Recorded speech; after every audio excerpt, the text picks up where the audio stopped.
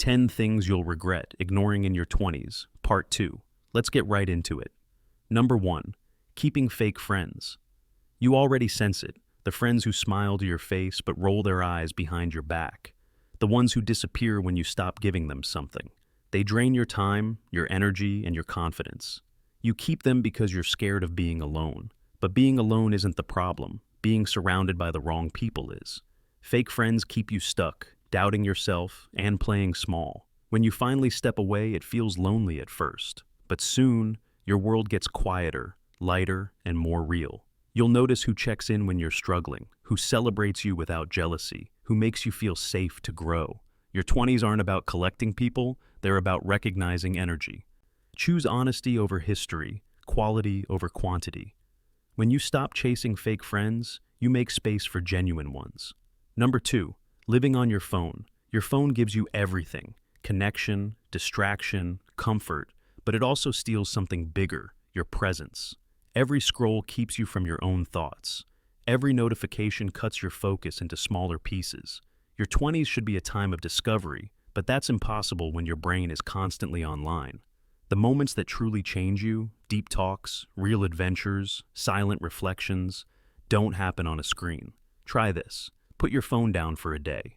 You'll feel the itch at first, the quiet discomfort. But then, life starts to feel richer, sounds sharper, conversations deeper, time slower. Your phone isn't evil, it's a tool. Use it to learn, create, and connect.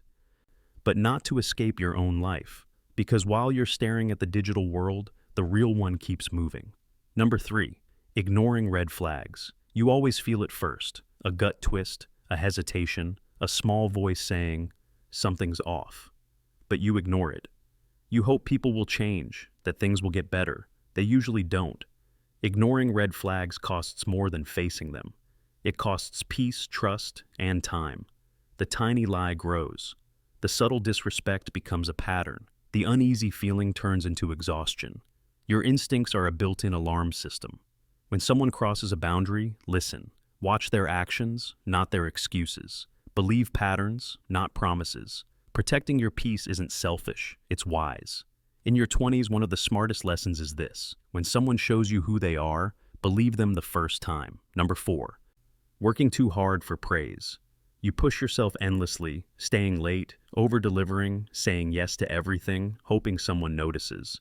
And maybe they do for a moment, but the praise fades and you're left chasing it again. External validation feels good, but it never lasts. The more you depend on approval, the less control you have over your own worth. You start confusing exhaustion with achievement. Real confidence doesn't come from applause. It comes from integrity. From knowing you did your best, even when no one saw it. Work hard, but do it for yourself. Not to prove, but to grow. The quiet satisfaction of self-respect lasts far longer than anyone's praise. Number 5. Being scared to take risks. You keep waiting for the perfect moment, the right plan, the right timing, the right feeling, but it never comes. Risk never feels comfortable because growth never feels safe. In your 20s, fear is part of the process. You'll question everything: your career, your relationships, your direction. But you can't think your way into clarity. You have to move through uncertainty to find it. The truth is, failure isn't the worst thing. Staying stuck is. You can fail at something you hate just as easily as something you love. So, take the leap.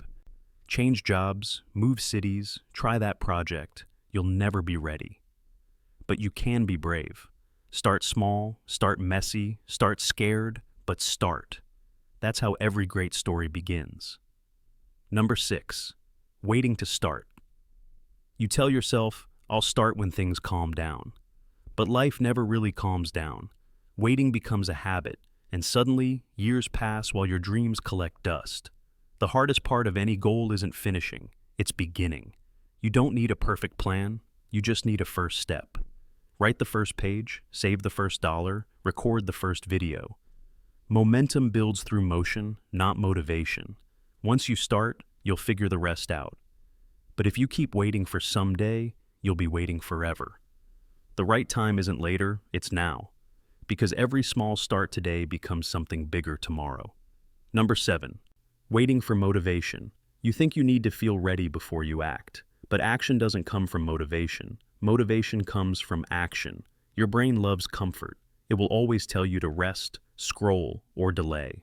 But once you take that tiny first step, your mind shifts. You get a spark of progress, a bit of dopamine, and suddenly moving feels easier. That's why discipline matters, not as punishment, but as self-respect. Doing what you said you'd do, even when you don't feel like it, builds trust with yourself. So, stop waiting for inspiration. Just start. Wash one dish, write one paragraph, go for a 5-minute walk. Small action beats big intention every single time. Number 8, not learning money skills. Money doesn't define your worth, but it defines your freedom. And your 20s are the best time to learn how to handle it. Many people ignore money until it becomes a problem. They spend without tracking, borrow without planning, and hope for luck to fix it. But financial peace isn't luck, it's literacy. Learn the basics early: saving, budgeting, credit, investing. Understand how money works, so it works for you, not against you. It's not about getting rich, it's about choices. The choice to leave a bad job, to help your family, to rest without panic. Every smart money habit you build now buys you freedom later. Number 9, not learning to negotiate. In your 20s, you lose more by staying quiet than by asking. Whether it's your salary, your rent, or even how people treat you, everything in life is negotiable. Most people avoid it because they fear rejection or conflict. But negotiation isn't confrontation, it's communication. It's you saying, I know my value and I'm willing to stand by it. When you don't negotiate, you teach others that silence is your default. When you do, you teach them to respect your boundaries and your worth. Start small. Ask for better pay. Ask for clarity. Ask for respect. The more you practice, the more confident you'll become. Because here's the truth. People rarely hand you what you deserve. They give you what you ask for. Number 10, not caring how you look.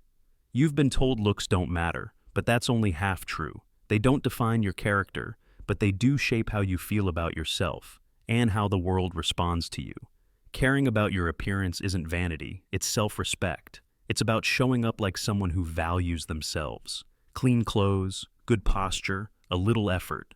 It's not about impressing others. It's about aligning your outside with your inside. When you take care of yourself, you move differently. You speak with more confidence, make stronger impressions, and attract better energy. You don't need to be perfect. You just need to look like you care, because the way you treat yourself teaches the world how to treat you. That's all for today. I'll be making similar videos in the future. Subscribe to see them.